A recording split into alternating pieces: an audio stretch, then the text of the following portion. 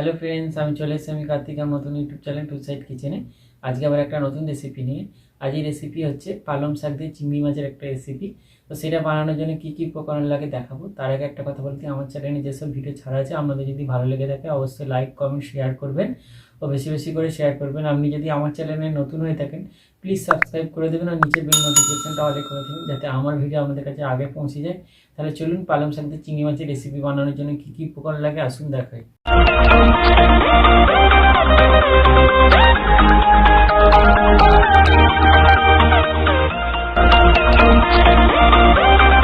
চিংড়ি মাছ দিয়ে পালং শাকের ঘন্ট বানাতে কী কী উপকরণ লাগে তাহলে চলুন দেখিয়ে দিই।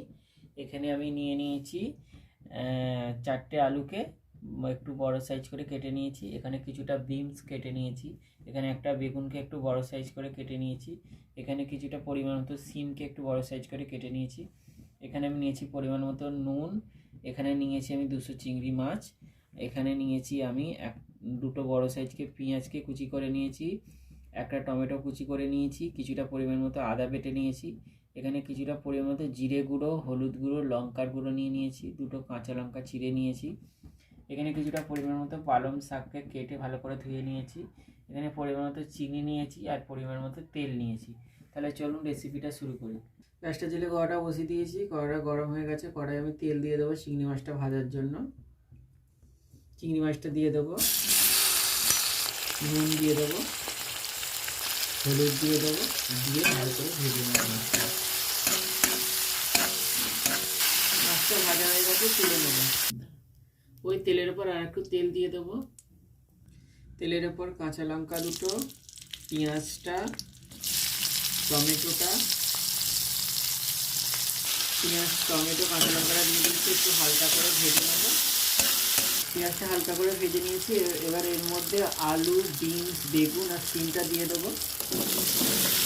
আলু, বিনস, বেগুন আর সিম দিয়ে দিয়েছি। একসাথে পেঁয়াজের সাথে ভালো করে ভেজে নেবো। অল্প একটু নুন দিয়ে দেবো, ভালো করে ভেজে নেব। সবজিটাকে আমি হালকা করে ভেজে নিয়েছি। এবার আমি এর মধ্যে শাকটা দিয়ে দেবো, পালং শাকটা দিয়ে দেবো। পালং শাকটা দিয়ে দিয়েছি, ভালো করে নেড়ে চেড়ে নেবো। এবার এর মধ্যে দিয়ে দেবো আদা বাটা, দিয়ে দেবো লঙ্কার গুঁড়ো, হলুদ গুঁড়ো, জিরে গুঁড়ো। এবার দিয়ে দেবো চিংড়ি মাছ। এবার এর মধ্যে দিয়ে দেবো চিনি একটু অল্প, অল্প একটু তেল দেবো,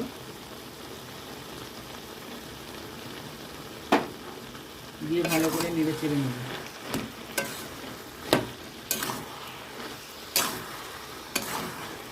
ভালো করে কষে নিয়েছি, এবার জল দিয়ে দেবো। মোটামুটি আমার সবজি সেদ্ধ হয়ে গেছে। আর আমি নুন তখন ভাজার সময় দিয়েছি, আর নুন দেবো না। 10 মিনিটের জন্য ঢাকা দিয়ে ভালো করে আরেকবার ভালো করে সব সবজি সেদ্ধ করে নেব।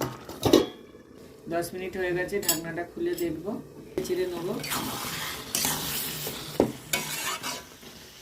চিংড়ি মাছ দিয়ে পালং শাকের রেসিপিটা হয়ে গেছে। এটা আমি নামিয়ে নেব। হয়ে গেছে, এটা আমি নামিয়ে নেব।